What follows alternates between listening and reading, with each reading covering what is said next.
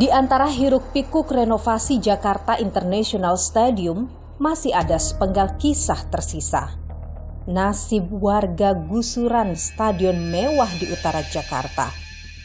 Alih-alih tinggal di rusun yang dipersiapkan, mereka memilih bertahan di kawasan JIS dengan hidup nestapa. Ada apa? Saya akan mencari jawabnya.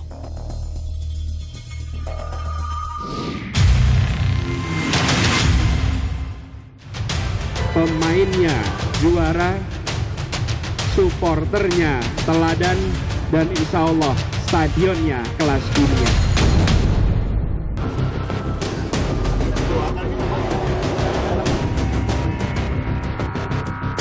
Existing sekarang hanya 1, jadi akan kita tambah lagi 5 akses lagi.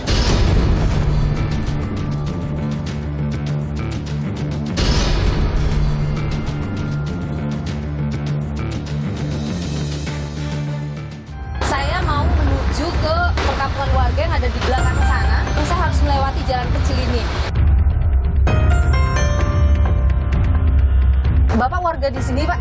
Betul. Ini kan menjadi salah satu wilayah yang juga akan dilakukan penataan. Iya. Artinya mungkin bisa ada penggusuran begitu. Benar. Pernah diberitahu bahwa ini rencananya akan digusur atau akan direnovasi?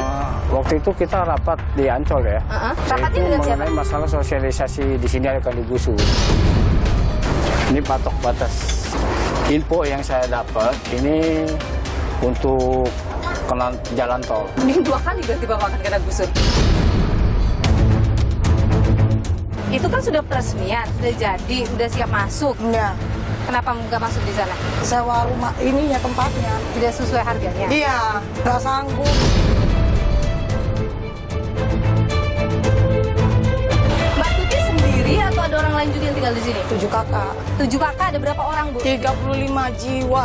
Ini tempat tidur untuk anak-anak? Iya, bareng-bareng kita bertiga, umpel-umpelan. Sampai kapan mau bertahan di sini? Kawasan penunjang itu masih belum mendukung keberadaan JIS yang megah ini? Belum. Tapi kan sudah ada hotel di Kemayoran dekat. Di Ancol ada. Kita mau bangun di mana lagi? Artinya masih harus ada pembebasan lahan ya? JIS, Jakarta International Stadium, digadang-gadang menjadi stadion terbesar dan termegah di Asia Tenggara.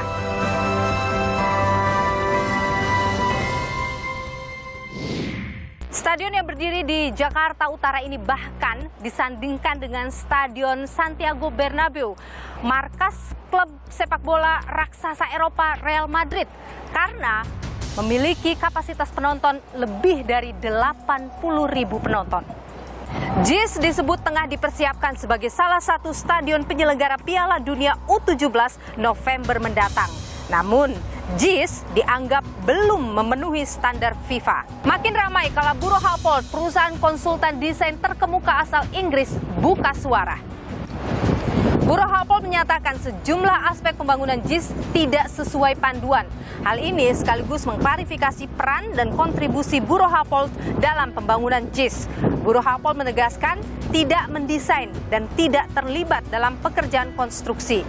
Buro Happold hanya membuat panduan desain JIS serta memberikan jasa konsultasi selama Desember 2018 hingga Maret 2019.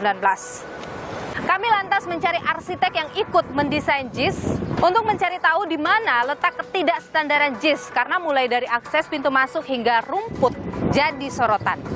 Kelihatan sekali bahwa akses memang ke arah stadion, memang daya dukung lahannya memang belum sesuai dengan satu gedung fungsi stadion olahraga yang kapasitasnya begitu besar. Dalam master plan sebenarnya ada 4 akses atau pintu masuk menuju ke Jakarta International Stadium, yakni rem barat, rem timur, pintu utara, dan pintu selatan. Rem barat merupakan pintu masuk utama yang difungsikan dan telah terintegrasi dengan halte Transjakarta. Sebagai pintu utama, rem barat juga digunakan oleh tamu VIP, VVIP, pemain, serta ofisial hingga media. 3 pintu lain yakni rem timur yang berdekatan dengan Danau Cincin belum dibuka karena terdapat perlintasan rel kereta api. Pintu utara rencananya akan dibangun stasiun komuter lain atau KRL. Saat ini pembangunan stasiun KRL sudah sampai tahap penyelesaian peron. Dan pintu selatan belum dibuka aksesnya karena berada di kawasan perumahan warga dan persawahan. Existing sekarang hanya 1. Menurut saya ini menurut bahaya. Security-nya apalagi di lingkungannya lingkungan penduduk. Masalah pembebasan lahan di sejumlah titik sekitar kawasan Jakarta International Stadium ini disebut masih jadi penghambat. Sejumlah warga diketahui menolak pembangunan, bahkan disebut ada yang menolak memberikan lahan sehingga pintu akses JIS belum bisa dibuka secara keseluruhan. Benarkah? Saya akan mencari tahu, saudara, sekaligus juga mengajak Anda untuk melihat dampak dari pembangunan Jakarta International Stadium ini terhadap kehidupan sosial masyarakat yang ada di sekitaran sini, saudara. Ikuti saya.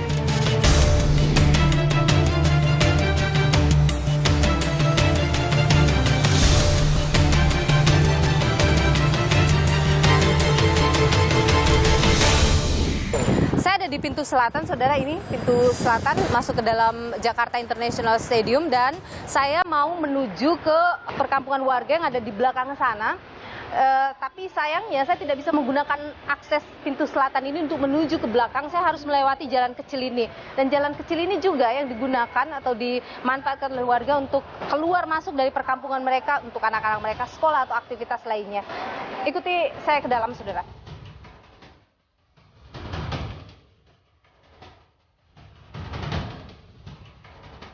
10 sampai 15 menit jalan kaki.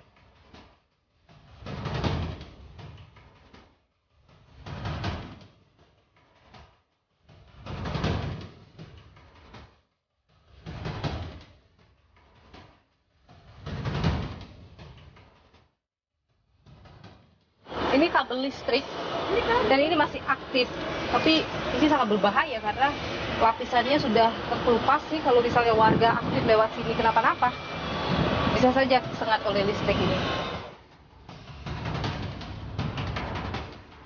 Jadi kalau Anda lihat sebelah kiri saya ini Danau Cincin, sebelahnya itu ada permukiman warga yang harusnya juga dilakukan pembebasan lahan. Sementara sebelah kanan ini adalah Jakarta International Stadium.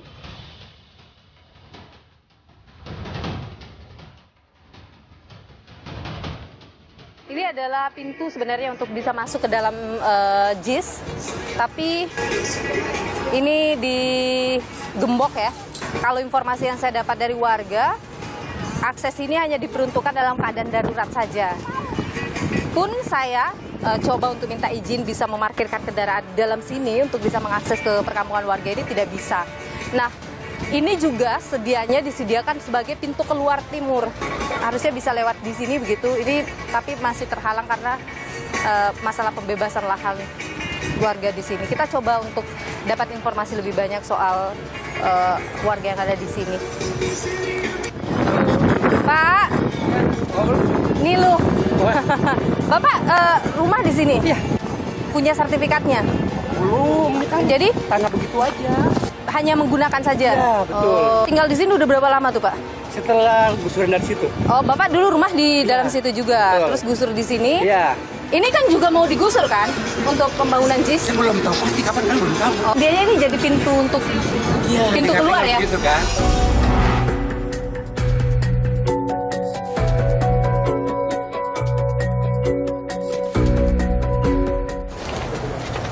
Jadi ini berapa banyak warga yang memilih untuk tinggal di sini setelah penggusuran di sana, Pak? Di sini kurang lebih ada sekitar 5-6 keluarga lah. 5-6 keluarga Ya. yang tinggal. Berarti yang lainnya itu memang sudah tinggal di sini dari dulu? Bukan dari dulu juga. Sini kan pernah digusur juga gitu dulu. Oke. Nah, lalu ketika gusur tidak dibangun-bangun lagi sama pemerintah, difungsikan lagi sama warga. Akhirnya warga balik lagi? Iya. Tinggal lagi di sini?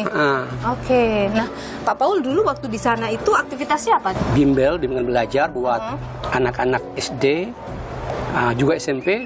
Nah, tiba-tiba ada penggusuran. Nah, kami mikir juga agar anak-anak ini mesti mengerti tentang pendidikan kan. Akhirnya? Nah, aku cari lagi.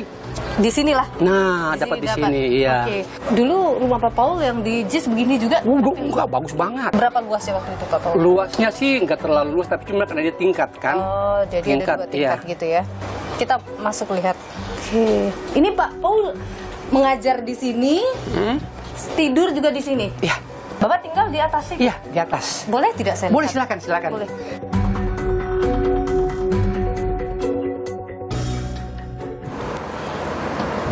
Wah. Ukuran berapa ini, Pak? Ini ukuran 2 kali 2,5 kalau nggak salah. Panas sekali nih. Atapnya seng.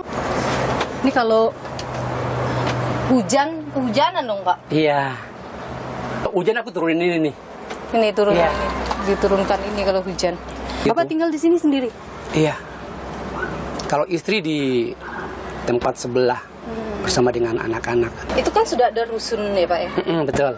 Bapak kenapa belum pindah ke sana itu? Itu kan disediakan memang untuk warga yang dulunya Betul tinggal di sekali. area JIS kan? Iya. Ketika sudah selesai pembangunan dan pengresmian, kami udah bangga banget. Kami pikir, pasti kami tempati rumah rusun itu secepatnya. Iya. Tapi tunggu sampai saat ini belum. Apa yang jadi kendala? Nah, harga di luar jangkauan banget. Karena Berapa ditawarkan sama Jakpro? dari Jakpro awal nawarin itu 1,5 per bulan. Tidak sanggup. Saya tidak sanggup. Lalu diturunin lagi dengan harga 700 sekian. Oke. Kami pun pikir bahwa kami pun belum mampu karena semua di situ kan tidak mungkin Pak punya tarafnya kan sama semua kan. Ada yang pemulung, ada yang ngamen, ada yang tukang nyuci. Kalau untuk harga segitu belum kan termasuk lagi nanti listrik, air, Iya. terus segala macam kan. Nah, bersyukurnya juga bahwa ada pergub ya yang 797 itu. Iya. Nah, itu yang kami pegang. Oke, bahwa ini adalah wilayah prioritas. Iya, dikatakan bahwa memang benar-benar di tempat ini adalah tempat yang khusus untuk orang-orang yang Kurang sangat, mampu. Iya, kurang mampu. Sehingga Nah, harga sewanya. Harga sewanya itu di bawah standar. Oke, sementara yang digunakan oleh Jakpro adalah Nah, sesuai dengan standar umum. oke, sehingga Seperti tidak itu. sesuai, maka Iya. warga tidak bisa pindah ke sana. Betul. Kita turun lagi ya, Pak. Iya. Kalau ini kemudian nanti digusur lagi, Iya. Bapak belum mau juga pindah ke sana meskipun harganya di luar jangkauan. Nah, itu dia yang kita sedang pikirkan kan. Karena itu kan dibuat kan bukan buat untuk per orang kan. Iya. Buat per kelompok gitu loh. Oke, dalam kelompok itu ada yang mampu, ada yang nggak mampu. betul Nah, itu yang sekali. harus dicarikan solusinya Iya. gitu ya. Baik. Pak Paul, terima kasih sudah berbagi cerita, informasi juga sudah dikasih lihat, tapi mudah-mudahan tetap semangat ya, Pak. Saya mau berkeliling lagi lihat yang lain. Ini patok batas penggusuran. Oh, ini dia patoknya. Iya. Ini info yang saya dapat ini untuk jalan tol.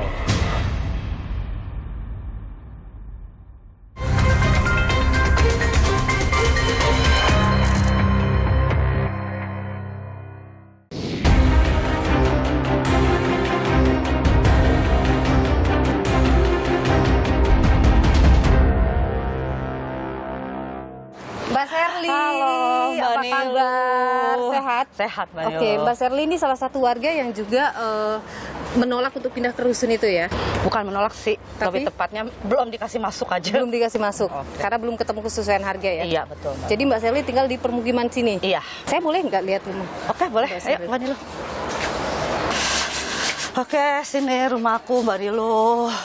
Ini berarti posisinya ngontrak atau beli lagi lahan di sini atau bagaimana? Aku untuk sementara ini ngontrak, Mbak Ini Nilu. ngontrak. Kontraknya berapa nih? 600.000. 600.000 sebulan. Iya. Kalau yang di rusun Yang di rusun itu kan dia minta 750.000. 750 tidak sanggup. Nggak sanggup lah, Mbak Nilu.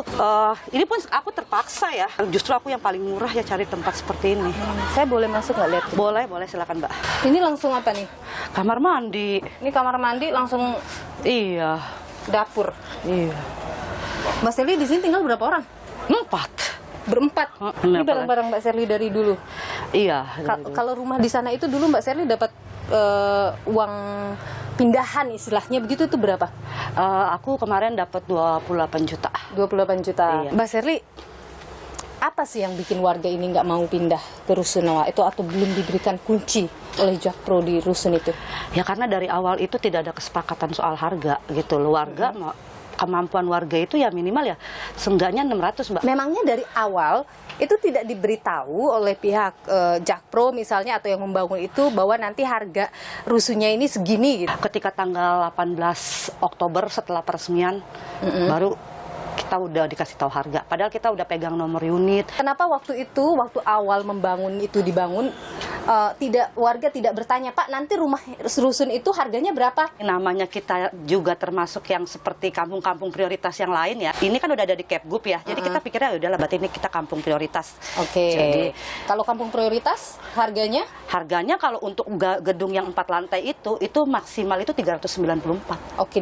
Jadi karena berpikir bahwa ini kan kampung prioritas nih, pasti harganya sama dengan yang lain nih, di bawah 500.000. Ya, makanya tidak pernah bertanya. Iya. Oke. Terus kemudian dikasihlah harga pertama, berapa dikasih harga? Harga 1.500.000. Oke. Terus kemudian tanggal 23 kita diundang lagi. Oke. Diundang lagi untuk membicarakan harga, tapi ternyata harganya adalah kita dimasukkan yang ke umum. Oke, bukan yang kampung prioritas tadi. Bukan kampung prioritas, terprogram lah. Dan sampai sekarang tidak ada lagi? Tidak ada pembicaraan Sudah sama pernah sekali. coba lagi untuk bicara dan sebagainya? Tidak pernah ada. Ini kan juga menjadi lokasi penataan kampung tahap 2. Artinya bisa ini direlokasi juga. Karena juga JIS juga butuh pintu lain begitu untuk keluar. Artinya Mbak Sherly bisa digeser lagi nih dari sini. Gimana? Tetap tidak mau dengan harga segitu ke rusun? Enggak mau lah, Mbak. Enggak mau. Ini apa solusinya nanti? Solusinya ya kemarin sih dari pemerintah udah ada ya pindahin kita ke rusun Nagrak. Kami pikir Kenapa? Kami nggak mau. Kenapa? Lah, Mbak, itu bangunan udah ada. Jadi buat apa? Gitu loh. Ngapain kita harus dipindahkan? Tetap maunya di situ. Tetap maunya di situ. Jadi ini sama-sama bertahan ini. Nah, iya. Warganya bertahan, pihak pemerintah atau yang membangun juga bertahan dengan harganya. Iya, betul. Mbak Sherly, terima kasih sudah berbagi informasi. Sehat selalu Mbak Sherly ya. Sama-sama. Tidak hanya Kampung Bayam saudara yang ada di sana yang sudah digusur itu, tapi RT 10 RW 08 Kelurahan Papanggo ini juga menjadi wilayah yang dalam master plan pembangunan itu dilakukan penataan. Nah, informasinya sudah ada patok-patok yang dipasang. Bagaimana kemudian warga melihat ini? Apakah mereka mau untuk dilakukan penggusuran nantinya? Kita akan coba untuk menanyakan ini. Ikuti saya.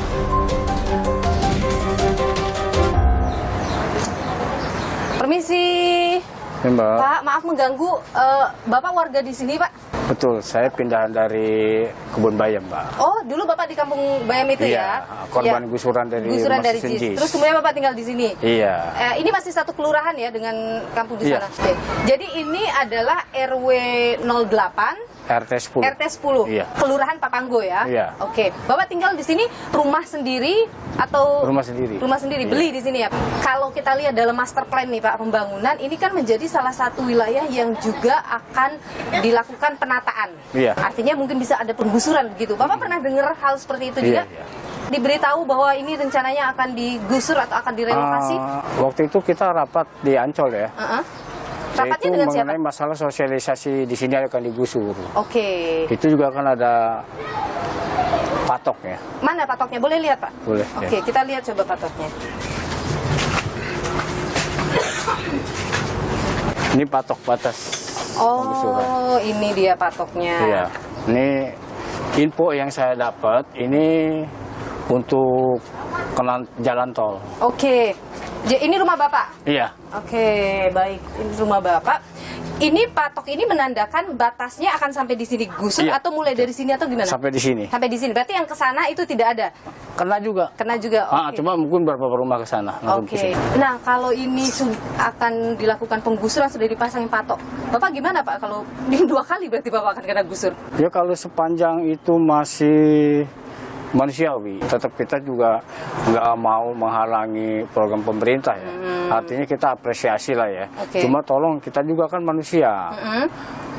Perlu dari sini kita punya tempat tinggal, perlu tempat tinggal yang baru. Dan belum dikasih tahu juga kapan mungkin penggusuran bisa Belum dilakukan? tahu. Belum ada Saya ya? juga tanya-tanya warga sini, bahkan saya tanya ke Pak RT juga belum ada yang tahu. Belum ada yang tahu ya. Belum Tapi kapan pelaksanaannya itu. Oke, tapi intinya sudah diberitahu dan sudah dibikinkan patok, itu artinya sudah dipastikan dan Bapak tidak apa-apa kalau digusur asalkan kompensasinya sesuai. Iya. Kalau dari warga-warga sekitar nih Pak, info yang Bapak dapat, mereka mau gitu digusur Pak? Mau ya, rata-rata mau gitu ya, nggak ada masalah soal itu. Pak, kalau misalnya ngomongin pembangunan JIS itu Pak, apa yang Bapak merasakan dampak positifnya begitu buat warga sekitar, dampak ekonominya misalnya? sampai hari ini ya, itu belum berdampak positif ke warga sini. Artinya warga sekitar harus di situ nggak ada yang dipekerjakan di situ. Sampai hari ini pun JIS udah beroperasi, terbangun begitu, bahkan udah ada aktivitas di situ ya, walaupun belum full. Kita lihat sendiri karyawan itu security kalau tidak ada dari kita nggak kenal, tidak ada dari orang sini diperdayakan. Satu dua ada, tapi artinya kan itu bukan mewakili.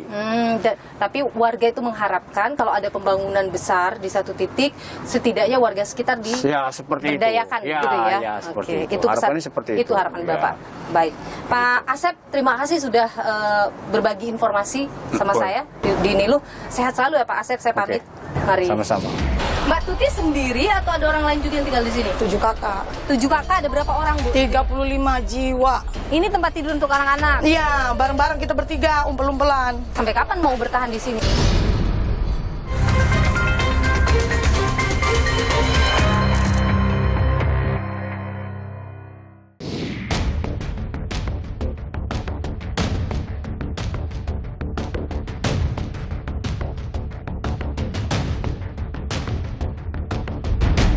Selain tinggal di perkampungan yang berada di pintu selatan Jakarta International Stadium, ada juga warga korban gusuran sini yang memilih justru tinggal di tenda depan sini karena sudah tidak punya biaya untuk mereka mengontrak begitu dengan harga yang cukup tinggi. Saya akan temui mereka, bagaimana kehidupan mereka di sini. Dari saya. Permisi. Iya. Halo Mbak Tuti. Iya, kita janjian ya, ketemu sama Mbak Tuti. Iya. Mbak Tuti sehari-hari tinggal di sini ya? Iya, Kak. Setelah digusur dari Taman BMW Kebun Bayam. terus kemudian dipindahkan. Direlokasi untuk sewa kontrak rumah selama 1 tahun. Oke, waktu itu dikasih duit berapa? Saya dikasih duit 22 juta. Oke, untuk pindahan. Untuk mobilisasi, bongkar rumah, sama sewa rumah setahun. Setelah setahun? Ya, setelah setahun saya tidur di pinggiran rel, kena gusur lagi karena lanjut ini proyek tol. Oh, loh. Tapi kan di belakang situ udah disiapkan rusun Mbak Tuti ya? Belum jadi waktu itu. Jadi sambil saya menunggu itu udah peresmian, udah jadi, baru saya Pindah ke sini. pindah sini. Oke, nah itu kan sudah peresmian, sudah jadi, udah siap masuk. Ya, Kenapa nggak masuk di sana? tidak sesuai. Tidak sesuai harganya. Iya, Mbak Tuti nggak sanggup membayar. nggak sanggup lah. Orang saya nggak ada kerja gaji bulanan. Oke, tapi Mbak Tuti ini dagangan sendiri ya? Dagang sendiri. Jadi sehari-hari Mbak Tuti dari berjualan jual. di sini. Iya. Mbak Tuti sendiri atau ada orang lain juga yang tinggal di sini? Di sini yang tidak punya tempat tinggal ya 7 kakak. 7 kakak. Jadi ini terbagi-bagi ya? Ini tempatnya Mbak Tuti? Iya. Oke, boleh lihat nggak sih? ke Boleh, dalam? silakan masuk dalam. Di dalam tempat segini 3 anggota jiwa. Ini tempat tidur untuk anak-anak? Iya, bareng-bareng kita bertiga, umpel-umpelan. Ini panas sekali kalau siang Mbak Tuti. Karena Banget sebelahnya ini panas. rel. Dan kalau malam Dan kalau nyamuk malam ini. nyamuk, hujan dingin juga cuacanya. Lagi makan apa ini? Makan mie instan buat makan siang. Ini dapur? Dapur untuk rame-rame. Dapur umum. Ini dapur umumnya. Mbak Tuti tidur di sini, dapurnya sebelah sini. Iya, betul.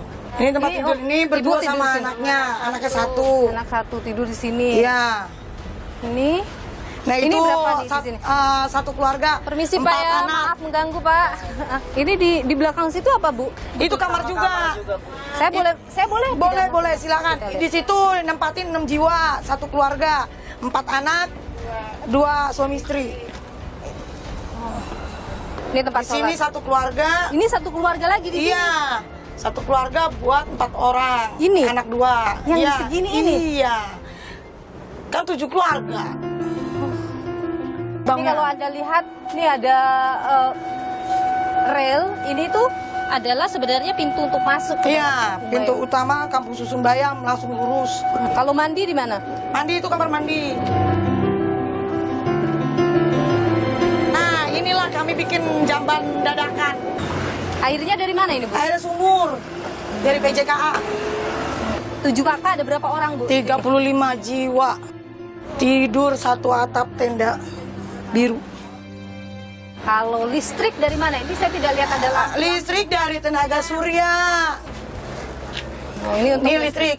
Itu buat malam. Ada di atas ini panelnya. Oke. Anak-anak belajarnya di sini. Iya. Belajar di sini, tidur di sini, makan di sini.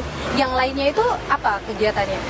Ada yang ojek, ngamen, mulung, nyuci gosok.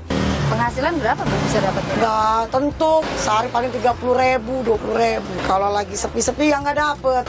Tapi Ibu dagang di sini dengan sudah adanya JIS gitu, penghasilannya naik atau gimana? Kalau ada event aja lumayan, bisa dapat 200-300 sehari. Udah berapa kali Bu ngerasain rame-ramenya JIS ini? Sekali doang kemarin konser Dewa. Warga begitu yang dulu tinggal di sini, apa pernah tidak ditawarkan untuk nanti bisa buka kantin atau apa di dalam? Ditawarkan. Tapi koperasi yang mengelola, bukan perorangan. Ibu nggak mau? Saya kan udah ikut koperasi. Oh, Ibu koperasi yang lain? Iya. Oke, tapi kalau misalnya dikasih Ibu mau? Mau banget. Itu namanya Di dalam. udah peluang besar kan. Sampai kapan mau bertahan di sini lalu? Sampai benar-benar layak bisa untuk menempati dan segera menerima kunci masuk, tidur nyenyak, anak-anak bisa istirahat tenang, pulang sekolah juga bermain, tidak di pinggir jalan, kan gitu. Tapi harganya sesuai dengan kemampuan kami. Baik, Bu Tuti. Terima kasih ya Bu Tuti. Sama-sama, sudah berbagi Kak. informasi di sini.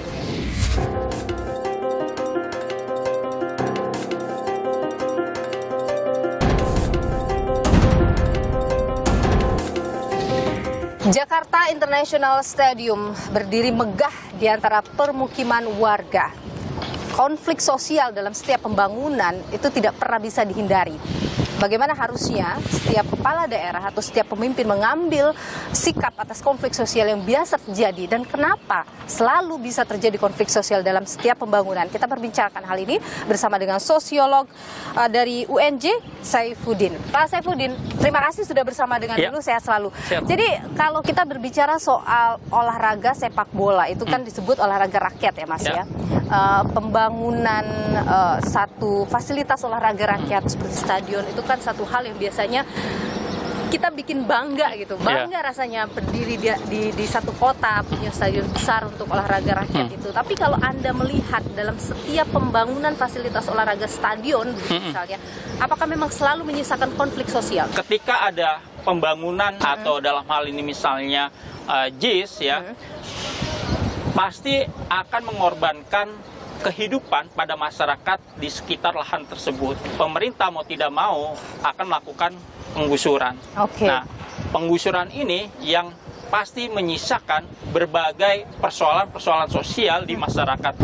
Pemerintah tidak serta-merta memindahkan tempat tinggal warga setempat saja, tetapi juga di situ ada harapan, ada kehidupan yang harus bisa diakomodasi oleh pemerintah setempat. Dalam hal ini misalnya pekerjaan atau akses pendapatan bagi masyarakat. Artinya kalau misalnya pemerintah memberikan kompensasi atas pergusuran itu, tidak selesai sampai di situ?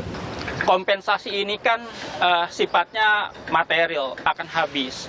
Nah, sementara proses kehidupan masyarakat ini kan akan panjang. Proses pemberdayaan kehidupan masyarakat ini juga harus dipikirkan. Misalnya, masyarakat ini kan memerlukan pekerjaan yang bisa menambah pendapatan kehidupan mereka. Misalnya, pekerja-pekerja di JIS ini bisa saja diberdayakan masyarakat-masyarakat yang terdampak, entah misalnya mereka menjadi tukang sapu atau misalnya menjadi office boy atau security, hingga sirkulasi kehidupan mereka bisa tetap berjalan. Di sini nih ada ini rumah bersusun. Kalau saya lihat juru kamera saya bisa memperlihatkan rumah susun yang dibangun oleh Jakpro untuk warga yang digusur begitu. Tapi warga tetap tidak mau dengan alasan maunya harganya di bawah 500.000. Nah, artinya sebenarnya pemerintah mencoba menghadirkan solusi tadi itu, tapi tidak bisa. Bagaimana Anda melihat hal seperti itu? Hal yang paling bisa ditempuh adalah bagaimana bisa meningkatkan pendapatan warga supaya mereka bisa tetap mengakses dengan nominal yang sudah ditetapkan oleh PT Jakpro itu sendiri.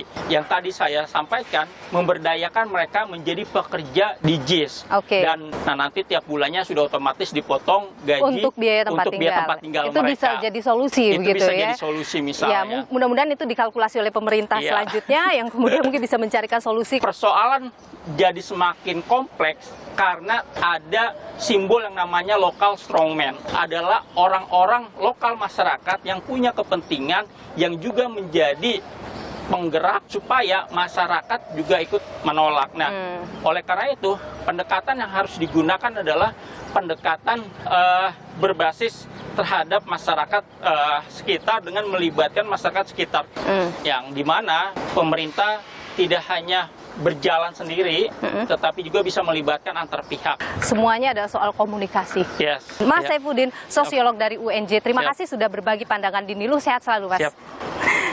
Waktu pembebasan lahan JIS ini juga sampai sekarang masih ada masalahnya. Warga belum mau pindah ke, bukan belum mau, tidak bisa pindah ke rusun itu karena harga yang tidak sesuai. Kalau gubernurnya masih Anies Baswedan, masyarakat Bayam udah ada di situ.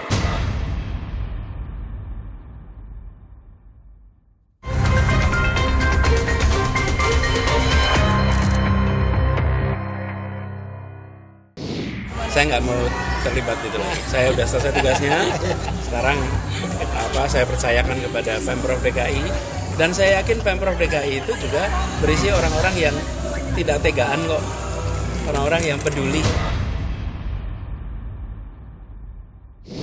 Pemerintah menilai bahwa JIS tidak sesuai standar FIFA, maka direncanakan untuk dilakukan renovasi. Tapi di sisi lain, saudara, pembangunan JIS ini juga menimbulkan atau menyisakan masalah sosial. Kita perbincangkan hal ini bersama dengan saya sudah hadir Andi Sinulinga, inisiator kolaborasi Jakarta. Pak Andi, terima kasih sudah bersama Nilu. Terima kasih sama-sama Nilu. JIS atau Jakarta International Stadium tidak sesuai dengan standar FIFA. Tanggapan Anda? Biar FIFA yang bicara. Oke. Itu satu. Yang kedua, pembangunan JIS ini kalau kita lihat dari awal zaman Pak Jokowi, Pak Ahok, Pak Jarot itu belum terrealisasi. 2018, 2019 pemenang Sembara ini yang konstruksi ini diajak kembali, kemudian desainnya diperbaharui. Karena pada waktu itu kapasitasnya nggak 82.000. Menggunakan Bureau Hapol sebagai konsultan untuk memberikan panduan. Dua hal, pertama FIFA Stadium standar. Yang kedua adalah menjadikan JIS ini menjadi kawasan ekonomi nih. Kalau konsep Bureau Hapol itu kan di stadion ini ada apartemen, kemudian ada mall, sehingga ini menjadi kawasan bisnis bener nih. Nah, itu yang tidak ada di sini itu. Pertama, lahannya tidak mencukupi, tidak mungkin lagi dilakukan itu kecuali ada perluasan lahan, penambahan kawasan di luar JIS. Contoh di Waduk Cincin, di situ masih ada lahan. Kalau itu dimanfaatkan oleh private sector, mungkin bikin apartemen, bikin mall, itu bisa terintegrasi kan sama JIS kan. Kawasan penunjang itu masih belum mencukupi atau belum mendukung keberadaan JIS yang megah ini? Belum. Tapi kan sudah ada hotel di Kemayoran dekat. Di Ancol ada. Nah, kita mau bangun di mana lagi? Artinya masih harus ada pembebasan lahan di sekitar sini. Sekarang coba Anda lihat bangun GBK itu berapa tahun. Ketika Ibu Tin bangun Stadion Manahan Solo, itu lihat sampai berapa tahun sehingga dia bisa seperti sekarang ini misalnya. Masalah pembebasan lahan itu kan bukan hal mudah. Bisa itu dilakukan, Pak Andi? Ini dulu masalahnya pembebasan lahan bisa dilakukan. Ini juga masih meninggalkan masalah ya? Zamannya Pak Anies Gubernur, masalah sodetan Ciliwung juga pembebasan lahan selesai. Waktu pembebasan lahan JIS ini juga sampai sekarang masih ada masalahnya. Warga belum mau pindah ke, bukan belum mau, tidak bisa pindah ke rusun itu karena harga yang tidak sesuai. Kalau gubernurnya masih Anies Baswedan, masyarakat Bayam udah ada di situ. Jadi warga belum pindah ke sana karena Anies sudah selesai masa jabatannya jadi gubernur? Faktanya begitu. Ketika waktu Anies selesai tanggal 16 Oktober, itu masih belum rampung 100%.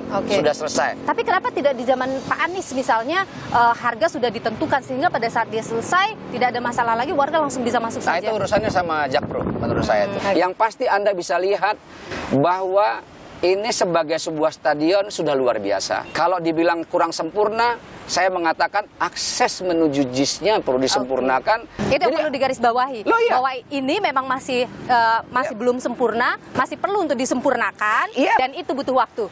Udah pasti butuh waktu. Oke, selain itu apa sih lagi hal yang disebut oleh Bureau Hapol tidak sesuai dengan panduan Bureau Hapol di awal? Jarak dari penonton ke pemain. Itu krusial?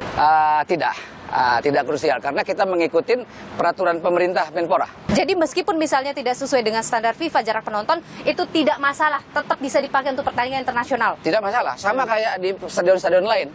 Jadi saya katakan apa yang belum sempurna dari JIS ini adalah apa yang belum sempurna?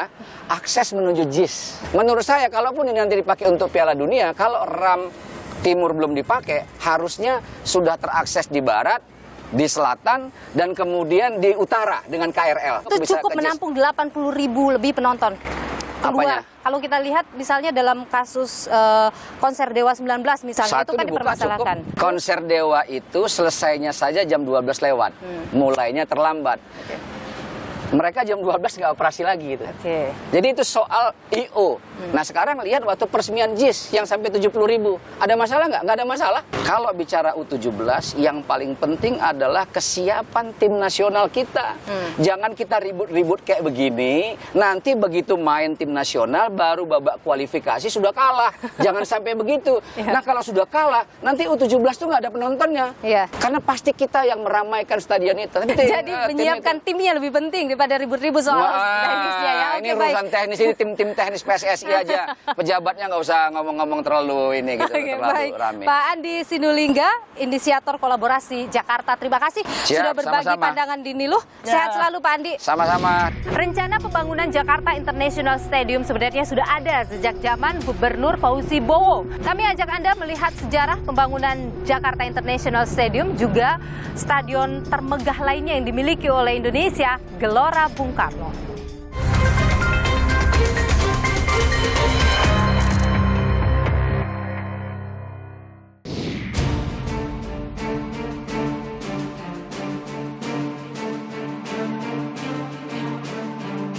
Pemainnya juara, supporternya teladan, dan insya Allah stadionnya kelas dunia.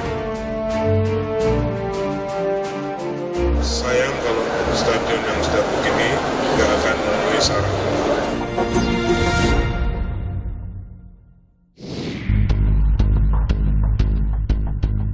Jakarta International Stadium JIS digadang menjadi stadion kelas dunia. Namun JIS disebut belum layak untuk pertandingan Piala Dunia U17 yang rencananya digelar November 2023. Penilaian standar kelayakan ini muncul setelah pemerintah pusat lakukan peninjauan ke JIS. Sejumlah titik di JIS disebut belum berstandar FIFA sehingga harus direnovasi. Jadi semua keroyokan untuk bisa, insya Allah nanti kalau diperiksa FIFA bisa memenuhi syarat untuk bisa dipakai. Sayang kalau stadion yang sudah begini nggak akan memenuhi syarat. Sangat disayangkan itu. Pasca meninjau JIS, pemerintah memastikan akan memperbaiki dan menambah 5 akses masuk keluar JIS, seraya menambahkan jembatan penyeberangan orang JPO di sekitaran JIS. Lahan parkir pun akan diperbaiki. Kapasitasnya disebut tidak sesuai dengan jumlah penonton. Pun, lokasi parkir bus yang dianggap terlalu sempit. Sementara FIFA merekomendasikan sekitar 1 km dari JIS harus steril dari kendaraan pribadi. Rumput stadion juga menjadi target renovasi. Biaya perbaikan kualitas rumput disebut bisa mencapai sekitar 6 miliar rupiah. Sebelum rencana renovasi menyeruak, JIS sebenarnya telah dipakai untuk menggelar berbagai kegiatan nasional dan internasional, mulai dari pertandingan olahraga hingga pagelaran konser sejak selesai dibangun tahun 2022. Pada April 2022, JIS soft launching dengan menjadi saksi laga sepak bola antara Barcelona U18 dengan Atletico Madrid U18 di ajang International Youth Championship. Kemudian di bulan Juni 2022, hari ulang tahun Jakarta ke-495 berlangsung di stadion ini. Perayaan dihadiri hampir 70.000 pengunjung dari berbagai wilayah Jakarta dan sekitarnya. Teranyar, pagelaran konser musik band Dewa 19 Februari 2023. Meski dinilai sukses menghibur lebih dari 75.000 penonton, keluhan muncul lantaran infrastruktur JIS yang kurang mendukung.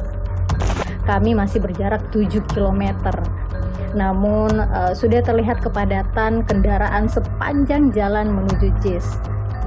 Dan karena kacaunya arus lalu lintas dan banyaknya orang yang terjebak di jalanan, saya dan teman-teman sepakat untuk turun dari kendaraan dan berjalan kaki sampai ke tujuan. Tidak hanya jalanan yang padat, pun arus masuk keluar di pintu utama JIS yang dinilai masih kurang lebar, untuk kapasitas penonton puluhan ribu orang, sehingga penonton sempat menumpuk berdesak-desakan dan untuk masuk memakan waktu yang relatif cukup lama. Proyek JIS memang masih tanggalkan masalah akibat penggusuran. Namun ini bukan satu-satunya proyek tanah air yang berujung bedol desa. Menjadi langkah awal pemerintahan muda memulai agenda pembangunan, stadion ini jadi salah satu dari sekian banyak karya monumental era Soekarno. Awalnya pembangunan GBK dimaksudkan atas kebutuhan terpilihnya Indonesia sebagai tuan rumah Asian Games 1962. Salah satu syarat tuan rumah menyediakan kompleks olahraga termasuk stadion. Seraya mencari lokasi yang tepat, Soekarno menilik daerah Senayan dan sekitarnya yang luasnya mencapai 300 hektar. Imbas proyek Gelora Bung Karno, sekitar 5 kampung digusur, yakni penduduk di daerah Senayan, Kebon Kelapa, Petunduan, Pejompongan, dan Bendungan Hilir. Sekitar 60.000 orang direlokasi ke daerah Tebet dan sekitarnya.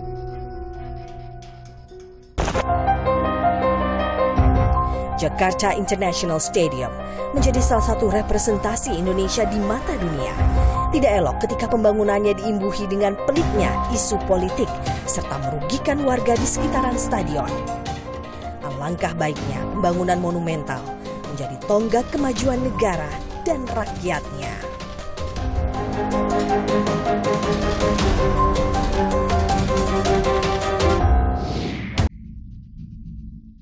Setiap pembangunan berasaskan kepentingan rakyat, selalu ada rakyat yang dikorbankan.